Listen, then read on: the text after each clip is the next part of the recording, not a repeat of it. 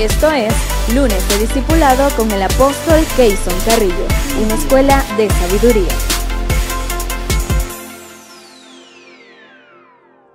Bueno, bendiciones para todos. Estamos en el discipulado. Una gran bendición poder contar con una iglesia que tenga lo que nosotros llamamos discipulado. Ya por 21 años y más de ya algunos meses, ya estamos caminando para los 22 años creyendo en el discipulado. Hoy queremos continuar hablando precisamente de lo que hablamos en el último discipulado, de nuestro mensaje y el mensajero. Amén. Las últimas semanas, el último discipulado, estuvimos leyendo segunda de Timoteo, capítulo 2, verso 15, donde dice: procura con diligencia presentarte a Dios aprobado, como obrero que no tiene de qué avergonzarse, que usa bien la palabra de verdad. En la versión lenguaje sencillo dice: haz todo lo posible por ganarte la aprobación de Dios. Así Dios te aprobará como trabajador que no tiene de qué avergonzarse y que enseña correctamente el mensaje verdadero. Ahí mismo en la versión lenguaje sencillo, le leí ahorita, lenguaje sencillo. La Nueva Traducción Viviente dice: haz todo lo posible por ganarte la aprobación de Dios. Así Dios te aprobará como un trabajador que no tiene de qué avergonzarse y que enseña correctamente el evangelio. Pero me gusta Reina Valera: procura con diligencia presentarte a Dios aprobado, como obrero que no tiene de qué avergonzarse, que usa bien la palabra de verdad. Entonces es eso, es el mensaje y el mensajero, ¿no? Todos los pastores, las iglesias, debiéramos estar evaluando algo que está pasando ahorita mismo, sobre todo que avanzó mucho en la era de pandemia. En la era de pandemia, en el tiempo de la pandemia, que por las leyes de emergencia se cerraron los templos, se cerró todo, y entre las cosas que se cerraron y donde había más interés de cerrar eran los templos como tal. De hecho, en muchos lugares ni lo han abierto, y en donde se abrió fue lo último que se abrió, donde se ve que el interés era cerrar los templos. Entonces la gente de las iglesias quedaron expuestas a lo que fuera. O sea, porque la gente que se acostumbra a congregarse en sus iglesias, en la célula, recibe el pan espiritual, el alimento espiritual, ¿verdad? De sus líderes de célula, de sus pastores, de sus apóstoles, de la iglesia, de sus discipulados, de sus encuentros. Pero la gente en la era de pandemia quedó expuesta a muchas cosas. Nosotros sabemos, ya se sabe, que mucha gente en la era de pandemia se descarrió. O sea, pues se enfriaron, se apagaron, se les apagó la fe. Como no oyeron más palabra, como no se congregaron, porque no todo el mundo tiene una correcta relación con Dios, una dependencia de Dios que los lleve a fomentar esa oración, esa búsqueda de la palabra, sino que simplemente como no tienen la tetica allí, no tienen la iglesia, entonces se enfriaron. Gracias a Dios, en nuestro caso, nuestra iglesia, buscamos las 1000 maneras para que nadie se enfríe, y aquí el que se enfrió en este ministerio es porque quiso enfriarse, porque nosotros hemos buscado las 1000 formas de que la palabra le llegue, de animar a la iglesia, de que la palabra corra, que la palabra crezca y prevalezca. Pero, oiga bien, al no estar expuesto a la palabra, a la dinámica de la congregación de la iglesia, incluso ni la célula, porque hubo un tiempo en la pandemia que ni siquiera podía moverte de una casa a otra. Entonces se reducía todo a los que llamamos los altares familiares, y no todo el mundo tiene la capacidad o la intención, la intención de levantar un altar familiar. Entonces la gente quedó expuesta, hermano, a las redes sociales. Y dentro de las redes sociales, a los canales de televisión. Y dentro de los canales de televisión, a lo que ahora llaman la nueva manera de ver televisión, que son los canales de streaming. Como Netflix y todo eso. Netflix es muy famosa aquí en Venezuela. Y otros canales. ¿Qué está sucediendo? Está sucediendo que en las redes sociales, ¿verdad?, ha habido un bombardeo a los ministerios como nunca antes. Un bombardeo a los ministerios, a tocar a ministerios muy influyentes en el mundo, y se han levantado una cantidad de influencers increíbles que solamente dedican tiempo, recursos, energía se llaman supuestos cristianos a meterse con los ministerios, con muchos ministerios. Hay canales que están creados allí solamente para hablar mal de Cas Luna, o de Dante Gebel, o de cualquiera, de Rudy Gracia. Entonces, lo tremendo es que muchos cristianos de las iglesias se exponen a eso. Al estar los templos cerrados, al no estar la dinámica de la congregación, se exponen a eso y eso es lo que ven. ¿Y qué hace eso, hermano? Como yo le preguntaba a Dios, ¿por qué ha proliferado eso? Él me decía, eso no es para destruir los ministerios, porque los ministerios van a seguir adelante, sino para destruir la fe de la gente en los ministerios, en las congregaciones, en las iglesias. Y eso ha sido lo que ha pasado. En los canales streaming, el año pasado se supo de uno de estos canales streaming que proyectaron una serie con Jesús, haciendo de Jesús gay, donde tiene relación con los 12 apóstoles, sexual.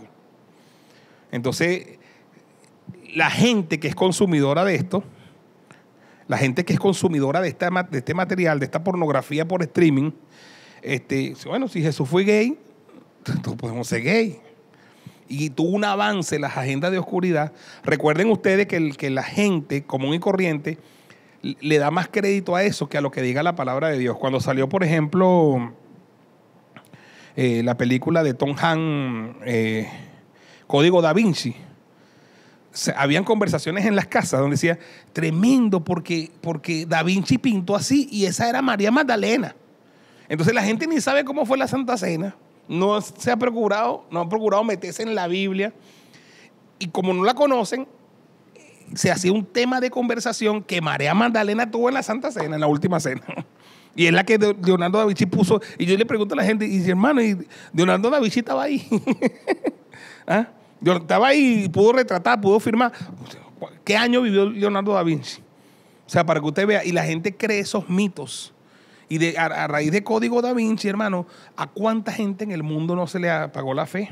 Que procuraba poner a Jesús como un hombre común que tuvo relación con una mujer llamada María Magdalena y que tuvo el santo grial, que no era la copa, sino que era una hija, pues. Y la protagonista de Código Da Vinci venía de ese linaje, esa ridiculez. Entonces la gente le da más crédito a eso y todo eso surge, escúcheme, para ir apagando la fe de la gente en el mundo.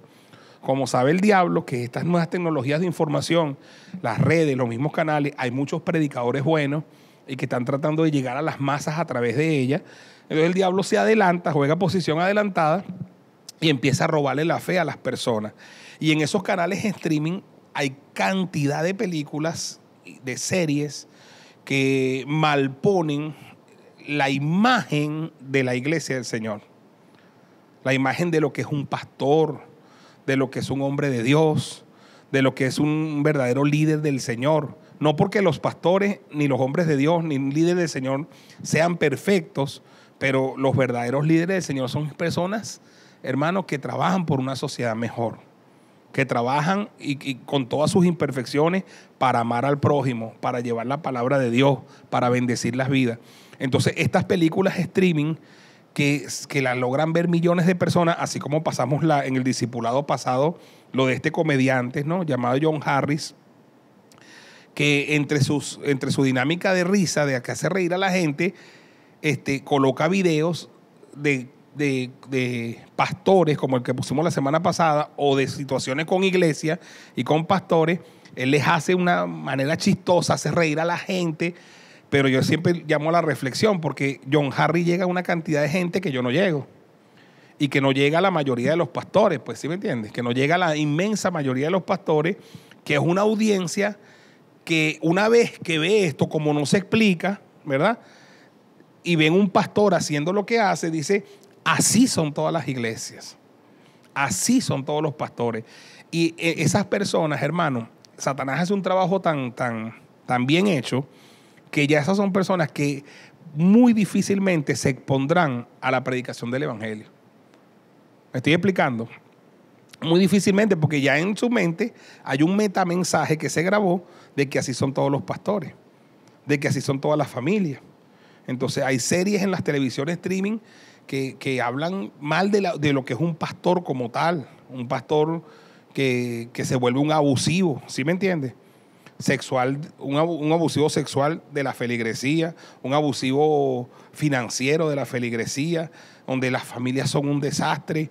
Entonces llega a pensarse, como la persona que está viendo allá es un simple espectador, así son todas las iglesias, sin conocer lo que es la iglesia del Señor, sin conocer. Y aunque nosotros no vamos a tapar el sol con un dedo, porque la Biblia no la tapa tampoco, de que en la viña del Señor hay de todo, ¿verdad? Y que, porque nosotros nos metemos en los hechos de los apóstoles y vamos a conseguir en hechos de los apóstoles gente dentro del cuerpo de Cristo que está haciendo la cosa mal hecha, en pecados sexuales, en pecados en cuanto al dinero, ¿sí me entiendes? Ambiciones, que esos pecados han estado presentes en la humanidad durante toda la historia. Pero entonces cuando se ponen en estas plataformas digitales o en estos canales streaming, le crean una atmósfera a las iglesias del Señor. Entonces, así son las iglesias. De una vez, ya los pastores que hemos pastoreado la obra del Señor por tantos años, ya traemos plomos en las salas, ¿verdad? Que siempre han dicho, los pastores son ladrones, los pastores son, ¿sí me entiendes? Entonces ahora con esta serie, con esto, imagínate tú el deterioro en la imagen de un hombre de Dios, ¿ves? Entonces, aunque nosotros no estamos aquí para construir una imagen, pero sí la imagen del Señor en nosotros. Y por eso es que yo llamo a la reflexión a mi equipo de pastores de la iglesia madre, de las iglesias hijas y a quienes nos puedan escuchar y a los líderes, que sí es importante tanto el mensaje como la vida del mensajero. No podemos divorciar al mensaje del mensajero. O sea, es importante el mensaje, pero la vida del mensajero es importante. Uno no puede seguir teniendo predicadores que su vida sea un verdadero desastre, que su vida personal, familiar, económica, financiera sea un desastre. No, porque cuando venimos a Cristo, ninguno tiene aspiración de perfección aquí. Nadie es perfecto. Cristo solamente es perfecto, pero sí somos todos perfectibles. Todos somos mejorables, todos, y de hecho vamos de gloria en gloria, vamos de poder en poder, vamos de triunfo en triunfo, vamos de victoria en victoria, vamos como la luz de la aurora, en aumento hasta que todo sea perfecto. Entonces es necesario que tanto el mensaje sea un mensaje puro, doctrinal. Por eso dice, procura presentarte a Dios aprobado como obrero que no tiene de qué avergonzarse, que usa bien la palabra. En el ejemplo que puso este comediante, tenemos a un pastor que está usando la palabra de Dios, porque nosotros conocemos el pasaje que él está citando, pero lo está usando mal. Como decía el pastor José Luis el discipulado pasado, que estaba hablando de algo que es de autoridad, pero lo estaba presentando como autoritarismo, ¿verdad? Y su forma de transmitirlo, o sea, parece que ese señor estaba bravo, parece que estaba bravo con la vida, ¿verdad? Entonces, y todos cometemos esos errores, que a veces transmitimos una cosa que es una verdad, pero lo transmitimos de una manera mala. Entonces tenemos que aprender y mejorar cada día, porque estamos viviendo en una sociedad que va a demandar cada día más un mensaje de mucha más calidad de nosotros, que sepamos hablar como conviene. Pablo, por eso que cuando va a predicar, tú lo vas a ver siempre, oren por mí, por el mensaje, que me sea dada palabra, ¿verdad? ¿Por qué? Porque, cónchale, los que predicamos nos exponemos también, tenemos esa situación que le puede pasar a cualquier predicador, que comunique algo, pero lo comunique de una manera inadecuada, como lo hizo este pastor, pues. Y que de pronto su iglesia lo conoce, saben que él es así y más bien lo aplauden. Pero cuando el mundo ahora lo puede tomar y lo puede ver, entonces lo malinterpreta, hacen chanza de eso y se burlan de la iglesia. Entonces es importante el mensaje, ¿verdad? El mensaje. Entonces los pastores debemos estudiar, los líderes debemos estudiar la palabra. No como cuando el pastor Cho se dio cuenta que tenía que enseñar un poquito más la palabra a la iglesia, porque el pastor Cho empezó con la visión celular, ¿verdad? Y empezó a establecer la visión celular y empezaron a hacer células, y cuando empezaron a hacer células, entonces enseñaban sobre la Trinidad, que la Trinidad era un Dios de 3 cabezas. Oye, cuando el pastor Cho supo eso, ahí se dio cuenta que tenía que recoger un poquito y entrenar mejor a la gente en la Biblia, en lo que es teología básica, sistemática, en lo que es la palabra de Dios, porque entonces hay gente que lo va a hacer con muy buena intención de corazón, pero va a hablar una loquera ya, pues, ¿sí me entiendes? Entonces, por eso es que nosotros nos gusta la visión celular, porque en la visión celular nadie sale a predicar sin estar previamente preparado, capacitado. Ahora, cada quien debe buscar su propia capacitación y su propia preparación para no hablar loqueras doctrinales, quiero decir, en las casas, en los hogares donde estamos llevando el mensaje, la célula o los discipulados. Y para no abusar de la palabra. Hemos sabido, y Dante Gebel ha hablado en esta semana bastante sobre eso, sobre muchos líderes que son controladores. Yo he sabido, y a mí no me gustaría llegar a saber aquí en la iglesia de eso, de líderes que le controlan los noviazgos a la gente y le mandan a separar. Sepárate de él. Son dos novios de la iglesia. Yo que soy apóstol no me meto en eso. Yo veo que hay gente que ven que una discípula de ellos se novia con alguien, no te separa, no puedes estar con él. ¿Qué es eso? Ese es un espíritu de manipulación y control. Y si eso no lo hace el apóstol Keyson, yo aquí he mandado a separar a alguien. Si son dos novios de muchachos que se hacen novios, sí los mando a separar porque son gay. Pero si una muchacha se hace novia de un muchacho, eso es lo que queremos. O sea, yo no sé cuál es el misterio a veces, que hay gente que cree que nuestro pastorado está para manipular de esa manera a la gente. Eso es manipulación, eso es hechicería. A mí una persona me dice, apóstol, le vengo a presentar a mi novia. Dios te bendiga, oramos por ti. O sea, pero a menos que sean cosas muy evidentes, que Dios te mostró que esa persona anda en droga o que esa persona no le... Pero hermano, hay gente que siendo discipulador dentro de la iglesia se meten hasta en esos detalles. Y entonces a veces tenemos una población grande donde no vemos un matrimonio. No vemos matrimonios hace tiempo. ¿Por qué no vemos matrimonios? Porque la gente teme a casarse porque tenían un novio y el pastor me mandó a cortar. O la pastora me mandó a cortar. ¿Y quién autorizó a ese pastor para mandar a cortar a quién? Cuando el pastor lo mande a cortar, venga a hablar con el apóstol. Que yo lo mando a pegar, no a cortar. No, es que yo no mando a cortar aquí a nadie. ¿Sí me entiendes? O sea, ¿qué es eso? ¿Qué broma es esa? O sea, se vuelven líderes, pero se vuelven líderes manipuladores, líderes controladores. Y nuestro liderazgo, nuestra influencia, no es para estar manipulando aquí a nadie ni para estar controlando.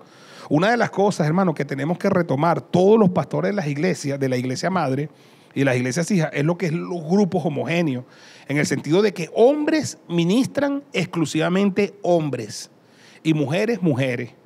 Porque se ha dado la cosa de que como a veces la esposa del pastor no es muy afluente a la iglesia, entonces el pastor ministra a los hombres y las mujeres. Aleluya, es lo que se mueva. No, hermano, no puede ser así. Si la esposa no es afluente a la iglesia, tiene que incorporar a una líder del equipo, mujer, que ministre a las mujeres del equipo. Porque eso de estar ministrando hombres a mujeres, siempre hay cuentos en el mundo que termina mal. Entonces, ¿qué ha protegido mucho la iglesia? Y yo le doy gracias a Dios por el pastor César Castellano, la administración de grupos homogéneos. Porque los grupos homogéneos, oye, por lo menos es levantar una muralla de protección. No es que te va a garantizar una iglesia sin pecado, no es así. Pero por lo menos levantar murallas de protección. Oye, eso es un pastor visitando a las hermanas de la iglesia, las hermanas. Y unos hermanos que se sienten como pez en el agua cuando ministran mujeres. No sé, yo siento que yo fluyo más. Desgraciado, chicos. Tú lo que eres un desgraciado. No sé si me estoy explicando. O sea, yo cuando escuchamos eso del pastor Castellano en Bogotá, la administración por grupos homogéneos, nosotros creemos que es una cosa correcta. De manera que yo traté de establecer aquí en la iglesia como una norma para mí, porque yo no soy un ángel, ¿verdad? Tratar de ministrar exclusivamente hombres, no mujeres. ¿Ves? Y la apóstol Belki, mujeres. Y hemos tratado de conservar eso a través de los años. Puede ser que de pronto por un mensaje apóstol tal cosa y uno se pueda, pero sin embargo, ¿ves? Para eso está el apóstol Belki, ¿ves?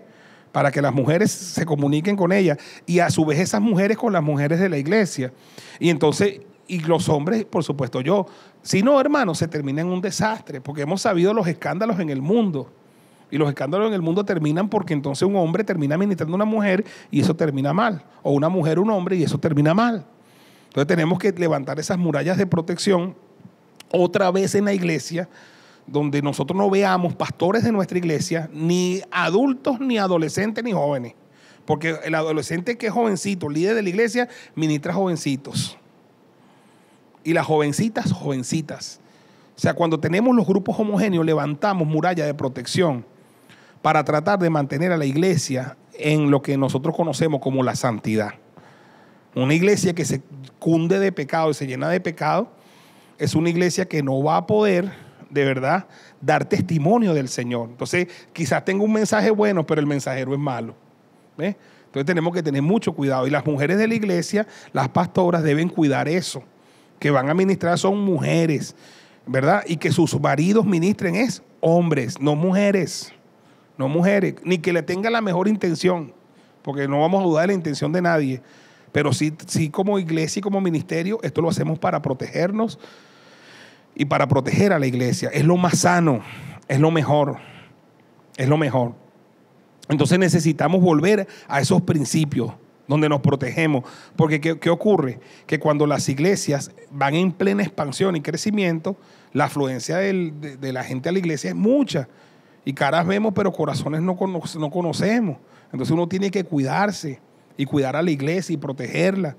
Porque yo me temo que cuando las iglesias, y lo decía esta semana, que a veces hay que temerle más, escúcheme bien, a una iglesia que está teniendo éxito que a una iglesia que tiene problemas. Porque una iglesia que tiene problemas, el pastor, la gente se meten con Dios a buscar a Dios por los problemas. Y cuando la iglesia está teniendo éxito, se burocratiza.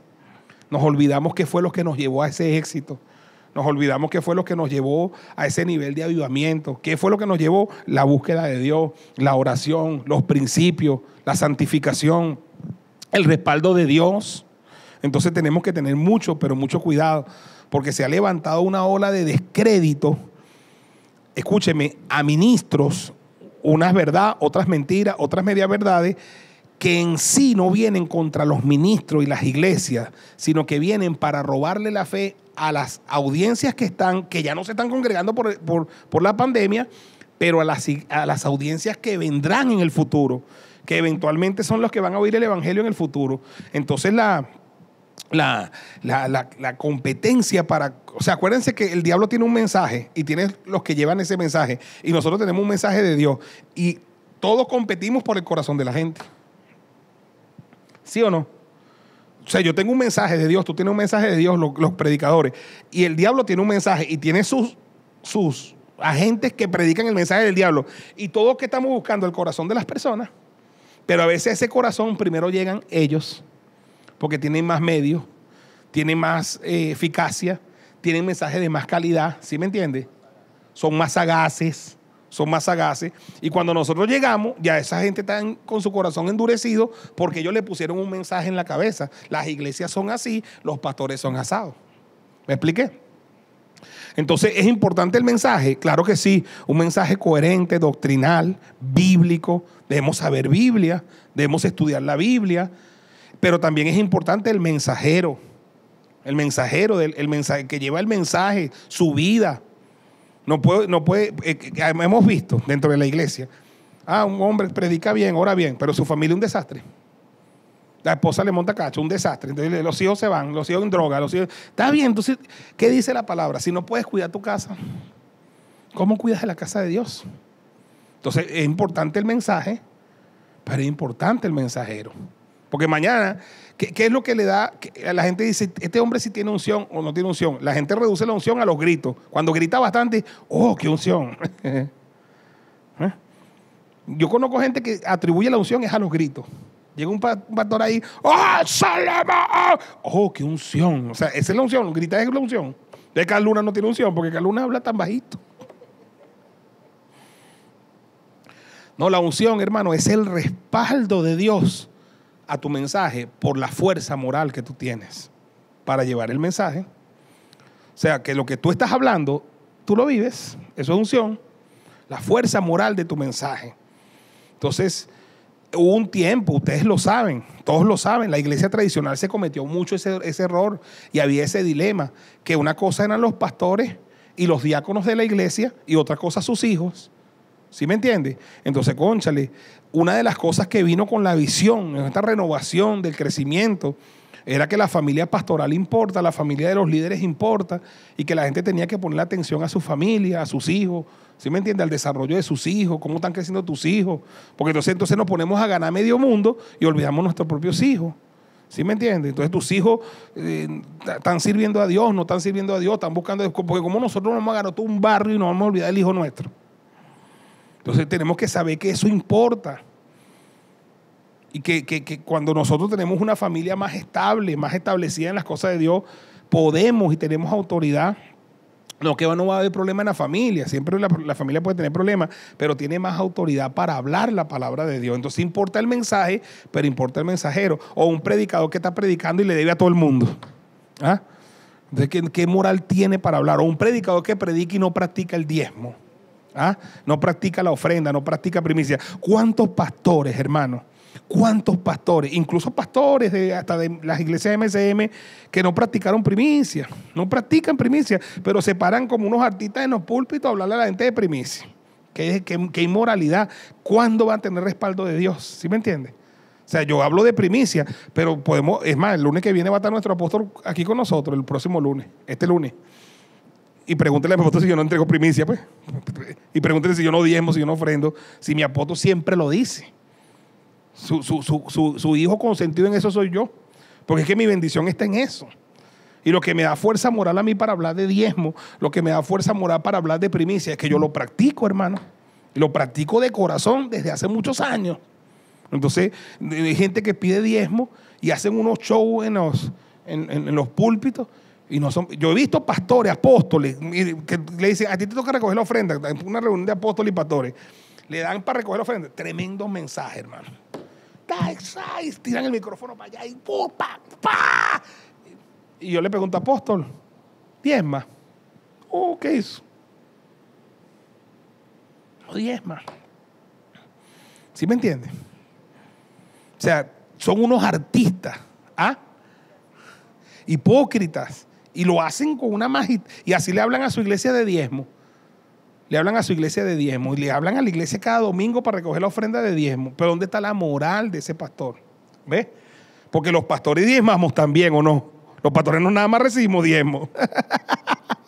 Los pastores diezmamos, ofrendamos, honramos. Entonces, cónchale, o eres un pastor y tienes a tu mamá viva, ¿verdad? A tu papá vivo, y entonces tu mamá te dice, hijo, necesito para la medicina. Oye, mamá, voy a orar por ti porque lo que tengo es para el Señor. Imagínate, no honras a tu padre y a tu madre y estás predicando en un púlpito. No puede ser. A nosotros no se nos demanda una vida de perfección, pero sí que seamos mejores. Eso me dice el pastor Jorge, predican y no tienen cobertura. Entonces, mira, tú no te puedes ir para allá porque yo soy tu cobertura y tú no tienes cobertura. Tú no tienes cobertura. Le hablas a tus ovejas de cobertura y tú no tienes cobertura. ¿Sí me entiendes? Entonces, cónchale, o sea, ¿qué es lo que estamos reclamando en esta enseñanza de discipulado? Coherencia entre el mensaje y el mensajero. Coherencia para que nuestro mensaje de verdad llegue a los corazones. Mire cómo dice el apóstol Pablo, que trataba de ser lo más coherente posible. Recuerden que en la carta a los Gálatas, Pablo reprende a Pedro. Y no es cualquier cosa, reprende a Pedro, hermano. Porque Pedro es la autoridad espiritual que mismo Pablo llama columna de la iglesia. Pablo dice que las 3 columnas de la iglesia, Pedro, Jacobo y Juan, le dieron a él y a Bernabé la diestra de compañerismo y lo enviaron al ministerio. O sea que los reconocía como columnas de la iglesia. Pero en la carta a los Gálatas dice que cuando él vio a Pedro que no andaba rectamente conforme a la verdad del evangelio, dice, le dije a Pedro delante de todos. No se lo dijo aquí entre nos, se lo dijo delante de todos. Si tú siendo judío vives como gentil y no como judío, ¿por qué enseña a los judíos a los gentiles a judaizar? ¿Ves? ¿Qué era lo que Pablo le estaba reclamando a Pedro? Coherencia. Porque Pablo sabía que Pedro, el gran apóstol Pedro, estaba con judíos o con ellos, entonces hacía cosas que hacen los gentiles, comía cosas. ¿Tú te acuerdas cuando se le apareció el lienzo? No, yo no he comido cosas inmundas, porque Pedro era muy religioso. Y era mentira, que Pedro se zampaba esos cochinos también. ¿Sí me entiendes? Pero cuando se quería ser religioso, se hacía el religioso. Y entonces él dice, si tú siendo judío vive como gentil, quiere decir que Pablo vio de una manera presencial que Pedro hacía cosas que hacían los gentiles. ¿En cuanto a qué? En cuanto a usos y costumbres o comidas. Él dijo, yo te he visto a ti es esto, estoy haciendo esto, ¿sí me entiendes? Yo te he visto a ti, siendo judío, vives como gentil y no como judío, ¿por qué estás obligando a los gentiles a qué? A judaizar. ¿Qué es lo que estaba diciendo Pablo? Está siendo un hipócrita. Si lo ha leído, se lo leo. Vamos un momentico, Gálatas 2:13, porque es que uno me está viendo como que si yo estoy mintiendo. Como no leen nunca la Biblia. Gálatas 2:13. Dice, ve, Pedro reprende a Pedro en Antioquía, desde el verso 11. Dice, pero cuando Pedro vino a Antioquía, le resistí cara a cara, de frente. Esto no se dice de espalda. Las cosas se dicen de frente. No, me dijeron que te dijo que te dijera. No, porque era de condenar. Es decir, lo que estaba haciendo Pedro era de ¿qué? De condenar. Oye, no cualquier persona, Pedro, pero esto es de apóstol a apóstol. No para que cualquier ovejita lo venga a estar sacudiendo. Por eso es que los apóstoles tenemos que estar bajo el auspicio y la cobertura de otros apóstoles para podernos decir las cosas. Yo tengo gente que me dice cosas a mí, que tienen mi autorización y mi autoridad y me someto a su autoridad. Para que les pregunto cosas, me pueden exhortar, me pueden aconsejar, me pueden recomendar. Varios, yo tengo varios a los que yo oigo con toda confianza, no tengo ningún problema. Porque yo creo que mi liderazgo se debe a que la multitud de consejeros está a la gloria. Entonces dice, ve, pues antes que viniesen algunos de parte de Jacobo, que eran los ramacandas, comía con los gentiles. Fíjate, ve, ¿qué comía con los gentiles? ¿Qué es eso? No, este es marrano. Probar. Oye, está sabroso este marranito, ¿vale? Oye, pero esto sí es rico. Y eso que cuando se me apareció eso allá, yo le dije a Dios, ninguna cosa común inmunda, pero es inmundo, pero está sabroso, ¿vale? Comía con los gentiles, Pedrito. Y Pablo lo vio. Pero entonces llegaron los de Jacobo y entonces le trajeron unos marranitos. Y le dije, Pedro, no, por favor, ninguna cosa común inmunda. Y Pablo dijo, oye, te pasaste de rata. ¿Qué te pasó, Pedro? Si yo te vi que ayer te zampaste 2 chuletes cochinos. O sea, dice, ve, antes que vinieran comía con los gentiles. O sea, quiere decir comía comidas que le estaban prohibidas a los judíos. Y dice, pero después que vinieron se retraía. Por favor. No, y religiosamente. No, por favor. No, por favor, ¿sabes? Eso no es de Dios. Eso está en la ley aquí, miren, en el párrafo tal. El número tal. Se retraía y se apartaba, o sea, se le sacaba el cuerpo. Y Pablo le dice, pero si ayer estabas ahí echando chiste y estabas ahí comiendo. Entonces, se retraía, porque tenía miedo de los de la circuncisión. Ven que el temor siempre al hombre trae lazo, ¿eh? Y dice, ve, y en su simulación, esta palabra simulación no del punto de vista bueno, sino de hipocresía. En su simulación participaban también los otros judíos. O sea que Pedro no era el único, porque Pedro influyó a varios. Y a los otros judíos. De tal manera que aún a Bernabé, que es mi pana, que ese andaba conmigo para arriba y para abajo, dice, a Bernabé fue también arrastrado por la hipocresía de ellos. Oye, Bernabé y yo hemos comido chuleta varias veces. Tú no vas a decir que Pedro era más ramacanda que Pablo. Pablo era más ramacanda que Pedro, pero fue libre en el Señor. Pablo dice que él era judío, hebreo de hebreo en cuanto a la ley, fariseo. Pedro no. Pero sin embargo, cuando Pablo fue libre delante de unos y delante de otros. Entonces te dice, a un Bernabé, o sea, lo que Pablo queda loco, que Bernabé y él, que son curruñas, también se dejó arrastrar por esa hipocresía. Entonces dice, ve, pero cuando vi que no andaban rectamente conforme a la verdad del evangelio, le dije a Pedro delante de todos, si tú siendo judío vives como gentil y no como judío, ¿por qué obligas a los gentiles a judaizar? Y le pone ahora el fundamento, dice, nosotros, judíos de nacimiento, tú y yo, Pedro, y no pecadores de entre los gentiles, sabiendo que el hombre, ya tú y yo lo sabemos, no es justificado por las obras de la ley, sino por la fe en Jesucristo. Nosotros también hemos creído en Jesucristo para ser justificados por la fe en Jesucristo y no por las obras de la ley, por cuanto por las obras de la ley nadie será justificado. Y si buscando ser justificado en Cristo, también nosotros somos hallados pecadores, ¿es por eso Cristo ministro del pecado? En ninguna manera. Entonces, cónchale, ¿cuál es el interés de Pablo aquí? Porque esto queda escrito aquí, hermano, que eran problemas dentro de la iglesia, dentro del grupo apostólico, ¿ves? Del consejo apostólico, porque esto queda registrado para que sepamos, escúcheme, y la demanda de Pablo es que seamos coherentes, que tengamos una vida de coherencia, que seamos coherentes. Cuando vamos a demandar cosas, las vivamos de verdad. Hay cosas de las que yo no predico porque yo no vivo. No me gusta predicar, pues yo no vivo. Yo predico lo que vivo. Porque yo siempre he creído que lo que sabemos, hablamos. Y lo que hemos visto, testificamos. O sea, para mí yo me siento cómodo. Yo me siento cómodo hablando lo que vivo. Me siento cómodo porque es respaldo de Dios, es unción. Entonces, tiene que haber coherencia. Entonces, por eso es que Pablo dice otra vez en 2 de Corintios, y terminamos allí, capítulo 2, verso 14, mas a Dios gracias, el cual nos lleva siempre en triunfo en Cristo Jesús. Oiga, ve, y por medio de nosotros manifiesta en todo lugar el olor de su conocimiento. ¿Por medio de quién, Omaira? Por medio de nosotros. Manifiesta en todo lugar el olor a su conocimiento. Por medio de nosotros, porque somos el canal.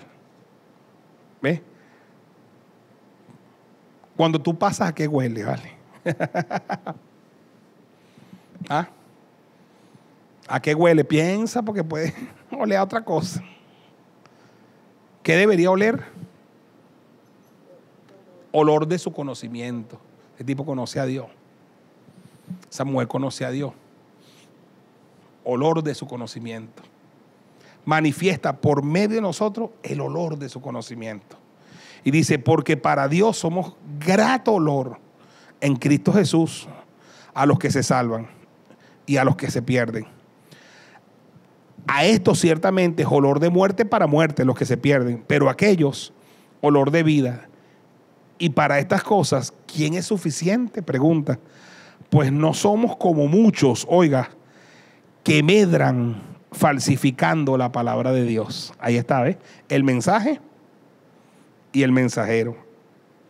Que medran, no somos como muchos, que es lamentable que sean muchos, ¿verdad? Que medran falsificando la palabra de Dios, sino que con sinceridad, como de parte de Dios y delante de Dios, hablamos en Cristo. Con sinceridad, como de parte de Dios y delante de Dios, hablamos en Cristo. Mensaje, porque ¿qué hablan ellos? Hablan en la palabra de Dios, el mensaje y el mensajero. Con sinceridad, como de parte de Dios y delante de Dios, hablamos en Cristo. Entonces, siglo XXI, era pospandemia, está demandando de verdad de mucha más integridad, está demandando de mucha más coherencia en nuestro mensaje y en el mensajero. Si hay algo que tenemos que de verdad poner de nuestra parte a partir de ahora, es por darle más sentido de coherencia a lo que nosotros enseñamos, a lo que nosotros predicamos. Tanto el apóstol como los pastores, como los líderes de cada iglesia, de cada célula. Que tengamos más coherencia, seamos más coherentes en lo que hablamos y que nuestro mensaje siempre sea bíblico, doctrinal, que prediquemos la sana doctrina del Señor, ¿verdad? Si no entendemos algo, le preguntamos a alguien que sepa más. Y además de que sea doctrinal y bíblico, que eso que estamos predicando sea lo que nosotros vivimos. Jesús dijo, en la cátedra de Moisés se sientan mucho, ¿verdad? A escuchar la cátedra de Moisés. Todo lo que ellos digan que hagan, dice Jesús, háganlo, porque están enseñando es la cátedra de Moisés, pero no vivan como ellos, porque ellos dicen, pero no hacen. Ellos dicen, pero no hacen. En otras palabras, ¿de qué los acusó Jesús? De hipócritas. ¿Ves? Porque Jesús tuvo el éxito que tuvo, porque Jesús lo seguía a las multitudes, porque decía y hacía. Veamos allí en Hechos de los Apóstoles, en el capítulo 1, en el primer tratado, oh Teófilo, hablé acerca de todas las cosas que Jesús comenzó a hacer y a enseñar. Lo que es un liderazgo coherente. Jesús hacía y enseñaba. Y yo me pregunto, ¿qué enseñaba Jesús? Lo que hacía. ¿Y qué hacía Jesús? Lo que enseñaba. Ese es el liderazgo perfecto. El que enseña lo que hace y hace lo que enseña. Necesitamos, pastores, y los que estén escuchando este discipulado, entender el desafío en el que estamos entrando. Estamos entrando en un desafío en la era pospandemia increíble. Los que estamos predicando a través de estos medios tenemos un desafío tremendo. La situación de las almas convulsionadas allá afuera en el mundo nos representa para nosotros un desafío tremendo. Cuando Satanás sabe que le queda poco tiempo, dice Apocalipsis, desciende a la tierra con gran ira, porque sabe que le queda poco tiempo. O sea que nuestro trabajo no es sencillo, ni es fácil. No es sencillo ni es fácil. Si nosotros vamos a ser sobrevivientes de esta pandemia y sobrevivientes de este virus, porque ya muchos colegas se adelantaron, ¿verdad?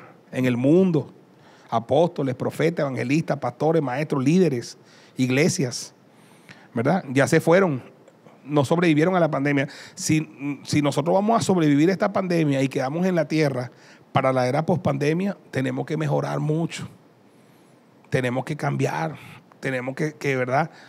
Yo lo estoy orando mucho a Dios. Hay gente en la iglesia que son muy buenos. Yo estoy orando a Dios por esposas para ellos, porque yo no quiero líderes solteros eternos y solteras eternas y divorciados eternos. Esos divorciados eternos después les entra un espíritu de ministrar mujeres eternamente. No estoy orando de esposa, hermano, porque ¿qué va? A menos que me digan, no, yo tengo el ministerio de Eugenio Jiménez. ¿Cuál? Yo soy eunuco. Ah, bueno, ¿tú comprobado? Sí, va a ver. Pero si no es eunuco, hermano, mire, porque a mí no me echa cuento. A mí no me echa cuento. Entonces, es necesario. Incluso yo no quiero enterarme y no quiero saber nunca que en la iglesia se manipula noviazgo para que corten ni nada de eso. Yo no lo hago. Yo no lo hago. Controlando los novios a la gente aquí. Yo controlo los novios aquí a la gente. O sea, no, que no vamos a dejar que Kendall tenga novio, que no está chiquita. ¿Verdad? Pero una persona que tiene 16 años, 17 años, que tiene una inclinación. No, que tiene que tener 18 años y casa y carro. Está loco, vale. Estamos en el barrio. Estamos en el barrio. O sea, yo nunca he puesto su nivel de exigencia aquí. Porque yo no... Imagínate que yo le diga a la gente aquí, mire, a usted para casarse tiene que tener casa, carro, tarjeta de crédito. Entonces, yo nunca hubiese casado a nadie aquí. Porque la gente yo la casé arrimada, vivían arrimados. Entonces, ¿cuáles son los niveles de exigencia, hermano? Entonces, si la palabra dice el que haya esposa haya el bien y alcanza la benevolencia de Jehová. Entonces, más bien los jóvenes, por eso es que el pastor César Castellano casó a su hija a los 18 años. Yo estaba en Bogotá cuando casó a la hija de 18 años. Y yo dije, y hablábamos con algunos pastores, el pastor es sabio. Y a todas las casó así. Vean las hijas de Castellano. Ya son señoritas, ya son de 20 y pico de años y tienen hijos grandes ya. Y el pastor se libró. Ya es abuelo, ahora no sale con las hijas, sino con los nietos. Pronto saldrá con los bisnietos. Pero el pastor fue sabio, porque él decía, estas edades las hormonas están alborotadas y no vaya a entrar la iglesia en una cuestión tremenda. Entonces, ¿qué broma es, chamo? O sea, si la Virgen María y en ese tiempo se casaban de 13 años, 14. Entonces, las culturas árabes casan chamitas de 7 años con árabes de 50 años. Véalo, búsquelo por internet. Porque acuérdense que pueden tener varias esposas. Entonces casan, ¿cierto? ¿Lo han visto por internet? ¿Cuántos lo han visto? Chamitas de 7 años, de 8 años. Entonces el tipo te tiene 7, 8 esposas. Entonces lo importante, escúcheme, lo importante. Entonces, ¿qué pasa? Los musulmanes si no están comiendo cobas, ellos dicen 7 mujeres por un hombre y las tienen. Y se están multiplicando como piojos, chamo. Se están multiplicando como... Mire, dijo Muammar Gaddafi hace algunos años que ellos iban a conquistar Europa no con bombas, ni con las armas, ni con una guerra, sino a través de la migración. Entonces empezaron a migrar para Europa, ¿verdad? Cada musulmán te tiene en promedio 10 muchachos, a 12 muchachos. Y los europeos, los nacionales, te tienen 1 más 2, o más 2, hasta ahí. Oye, claro, entonces tú ves ahorita la población musulmana en Francia, chamo, ya no saben qué hacer con ellos. La población musulmana en Alemania ya no saben qué hacer con ellos. Porque después te quieren establecer las leyes de ellos en el país y te la quieren imponer. Y esas son las crisis que hay ahorita en Europa. Porque ahorita, y muy pronto, algunas naciones van a ser totalmente musulmanas, europeas, que en antaño fueron naciones de la Reforma Protestante, cristiana. Entonces tenemos eso. Entonces la gente pobre, los malandros, 5 o 6 muchachos. Entonces los cristianos como no se casan, no, porque el pastor lo mandó a cortar. Y después tú lo mandó a cortar. Y lo mandó a cortar. Llega a 30 años viejo viviendo con la mamá. ¿Ah? Señor, reprenda al diablo, ¿vale? No, ya que casar a más gente, chicos. Dejen a la gente tener novio, ¿vale? ¿Qué es eso? Ah, no novios. Porque después no, este es mi novio número 18, pastor, aleluya. No, vale. Un novio y te casa. Pero ¿qué pasa? Que los líderes, al no enseñar correctamente la palabra, se vuelven líderes manipuladores. Y manipulan a la gente, controlan a la gente. Control y manipulación es hechicería en la iglesia. Anote eso. Todo líder controlador y manipulador es un hechicero. Se puede ser líder, apóstol, profeta. Yo no soy controlador. Todos me conocen. Yo ni soy controlador ni manipulador. Porque todo líder controlador y manipulador es hechicero. Practica la hechicería dentro de la iglesia. Los hemos tenido. Hemos tenido líderes manipuladores y controladores. Son hechiceros y Dios después los saca de la iglesia porque son hechiceros. La hechicería es control y manipulación. Pecado de adivinación. ¿Sí me entiende? Dentro de la congregación. No, nosotros no estamos para controlar, estamos para inducir a la gente. Entonces nosotros tenemos que velar y nuestros ministerios juveniles dentro de la iglesia tienen que velar que las señoritas cuando van teniendo 17, 18 años, bueno, si se fijan en un muchacho, bueno, vamos a orientar eso, no parar. Y el muchacho se fija en la muchacha de 18 años, no pare, orienta, ok, ¿cómo es? ¿Cuáles son más o menos las reglas de esta iglesia? Bueno, que lo sepan los pastores de ella, que lo sepan los pastores de él, que lo sepan los padres de ella, que lo sepan los padres de él y si pueden saberlo los pastores de la iglesia y los apóstoles, como a mí me gusta hacer y antes lo hacíamos, vamos a presentar noviazgos en la iglesia. Estos son los últimos noviazgos y así cada quien va haciendo por esto tan eliminado de la carrera. ¿Sí me entiendes? Claro, porque si ustedes le echan el ojo. No es bueno presentar noviazgos de vez en cuando. Vamos a presentar los últimos. Cuando pasen, no puede ser que ya está acaparado por allá. Bueno, ya está listo. Elimínalo de la lista. ¿Ah? Yo la otra vez, la primera vez que yo hice eso, hermano, Ernesto, ¿te acuerdas? Ya, había muchos noviazgos, pero desordenados. Y entonces yo di una serie primero, ¿te acuerdas? Y después que di la serie, dije, vamos a presentar. Y el día de la presentación, se hacían así en el mensaje. Cortaron todo. Terminaron todo, no presentamos ni uno. Y no presentamos ni uno. Y después, como yo me puse un poquito duro, no se casaba nadie, hermano. Yo dije, oye, peligroso, una iglesia donde no se case nadie. Una iglesia que está creciendo que no se case nadie. Eso no es sano. Eso no es bueno.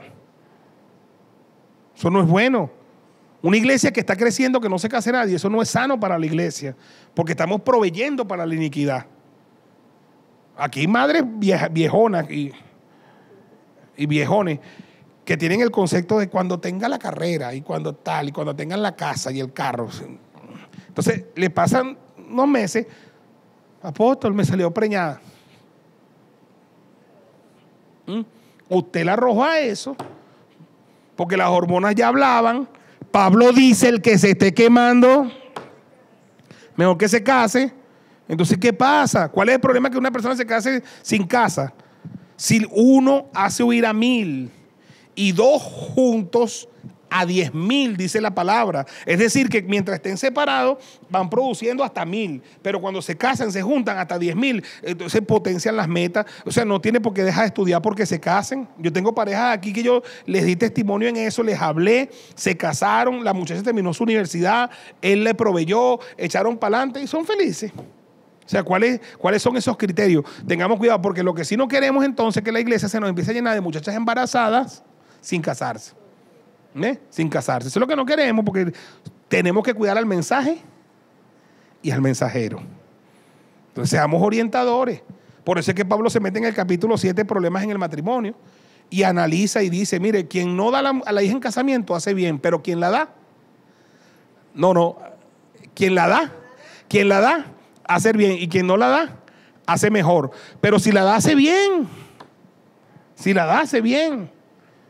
Entonces, oye, ya va saliendo de esa. Dele salida al toro por allá. Dele salida al toro. Ya va saliendo de esa. Te vas librando de esas cosas.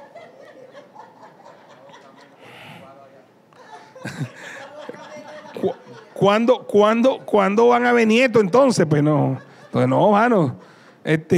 Por ahí conozco a varios que dicen, no, yo no me he tenido novia porque si mi novio, mi papá me va a casar. ¿Saben cómo es la cosa? Porque claro, hermano, o sea, son maduras cambures, no vale. Entonces ya es necesario orientar a la gente, el mensaje y el mensajero, sin manipulación. Nosotros no estamos para manipular a nadie.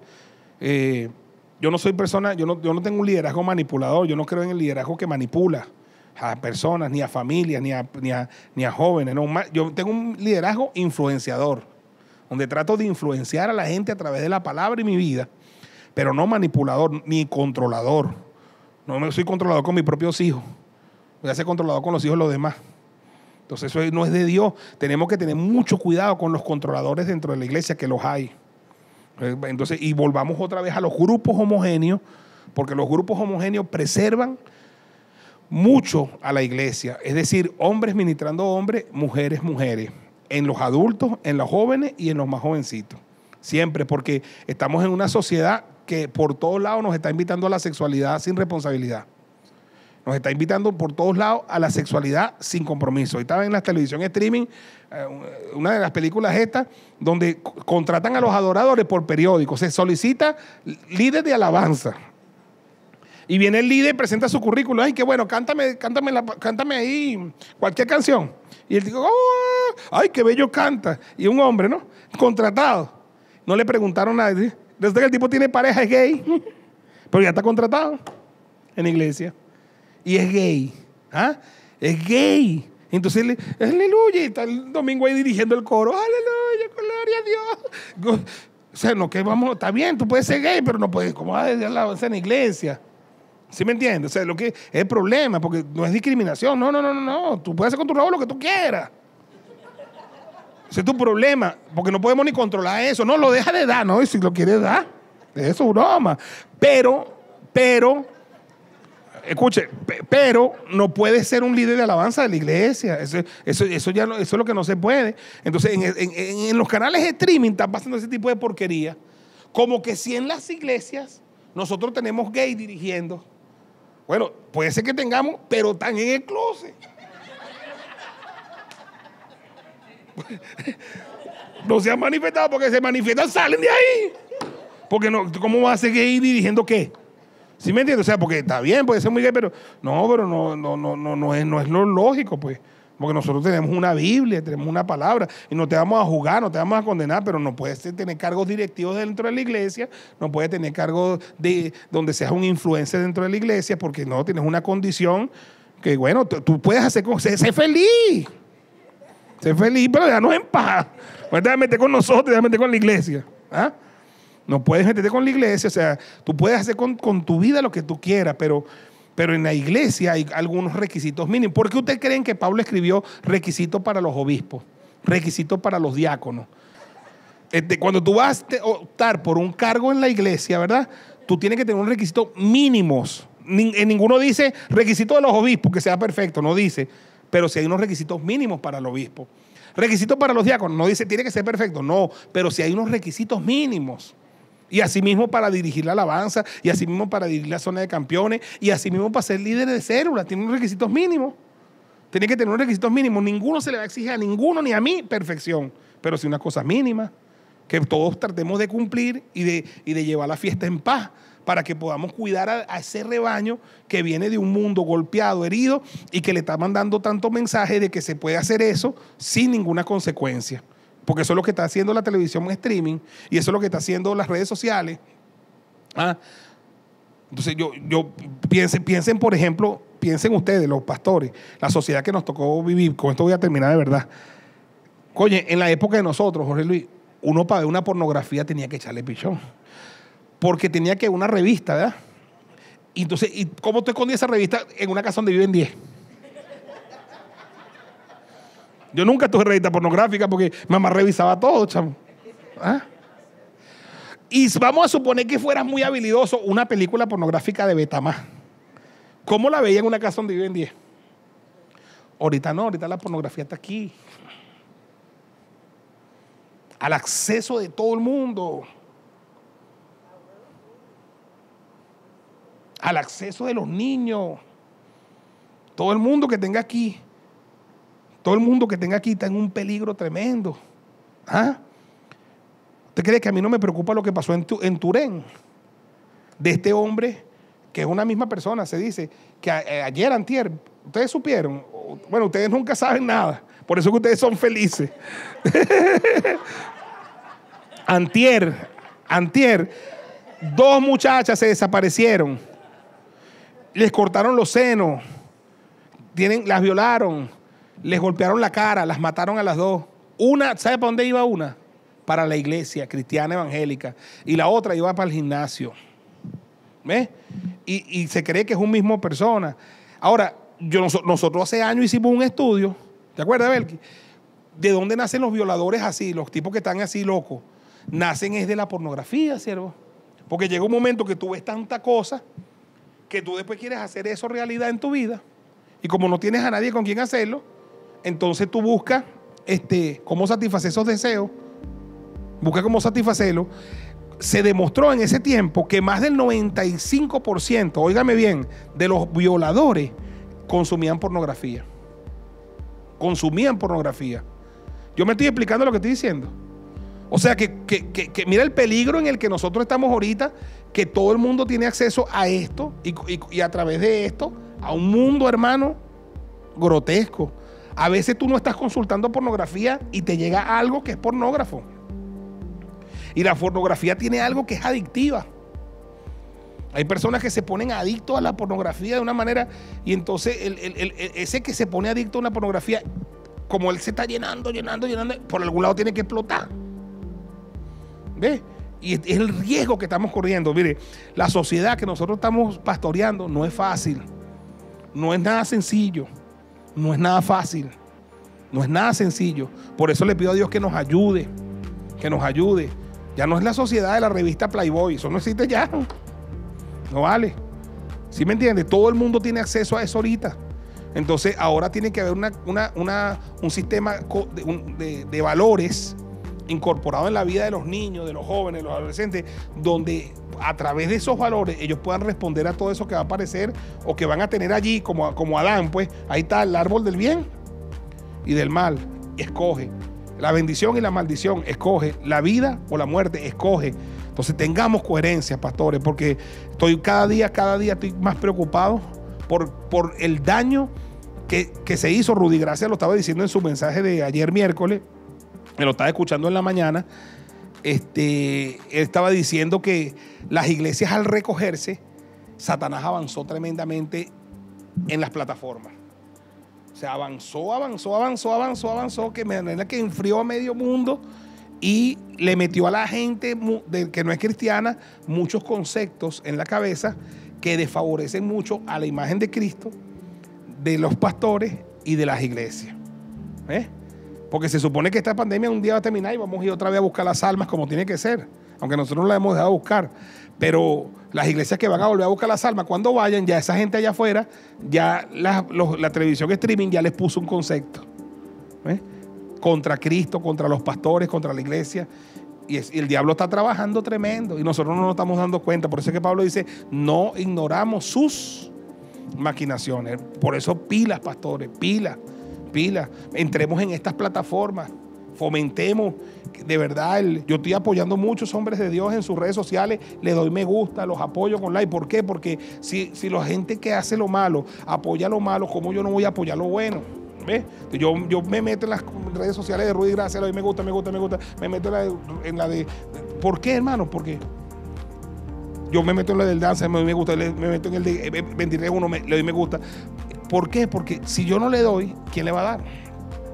Entonces vamos a apoyarnos los unos con los otros. Amén. Padre, muchas gracias por la palabra, por la enseñanza.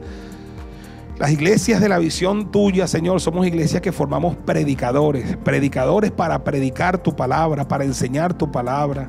Hoy te doy gracias, Señor. Te pido que cada día nos dejes a nosotros esa capacidad, Señor, de ser personas coherentes. Santifícanos por completo. Todo nuestro ser, espíritu, alma y cuerpo sean guardados irreprensibles hasta tu venida, Señor. Santifica a nuestros colegas, nuestros hermanos, nuestros liderazgos, Señor. Aleluya, cada día más. Y que podamos, Señor, llevar, como dice tu palabra, el apóstol Pablo, aleluya, ser ese olor fragante, Señor, que puede llevar ese olor de Cristo a las multitudes. En el nombre poderoso de Jesús, bendícenos, enséñanos a hablar tu palabra, enséñanos a comunicar un mensaje coherente, doctrinal, bíblico, Señor, y que nuestra vida respalde ese mensaje. Te lo pedimos en el nombre poderoso de Jesús. Amén, amén y amén.